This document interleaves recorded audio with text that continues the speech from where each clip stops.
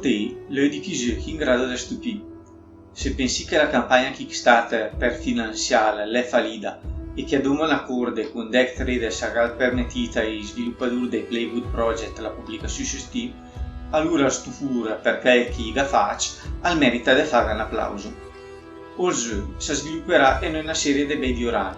In due nostre miniature i avrà di viaggiare per mesmo un vichingo per scusare una cabra, rompere una maledizione e se mo che gli in giro andare a rubare dei biffai inglesi.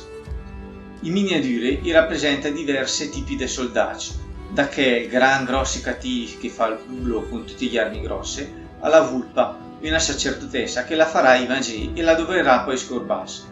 Poi se gli è ben face, in miniature saranno tante e i personalizzazioni può essere possibile e limitate da poche robe che ampederà a su a di vari diorami o comprare nel negozio, come vedete ottenete come premi un sistema da spostarsi sulla mappa ed è combatti a riguarda un po' che il disegno del tavolo, con la differenza che sarà mia i dadi da tirare. Ogni volta che i miniature si incontrano o ogni volta che due miniature entrano dal raggio di asciutto, comincerà a menarsi con vari bonus o malus a seconda della posizione e della categoria.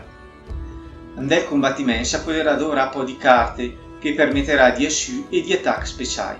Dovrai carte consumerà una certa quantità di punch che al giocatore alciapa ogni volta che egli raccoppada una miniatura di nemici. Un altro bel aspetto del gioco è le musiche che rende l'atmosfera vichinga.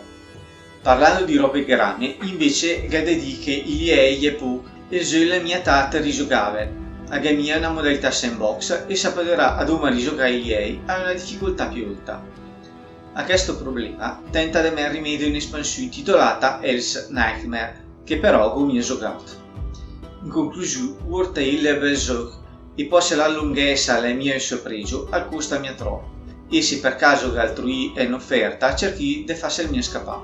Spero però che per Playwood Project questo sia il punto di partenza per dei titoli più importanti. In conclusione, Bergen Boy approve. Se il video ti è piaciuto, metti mi piace e cerca di condividere sui social.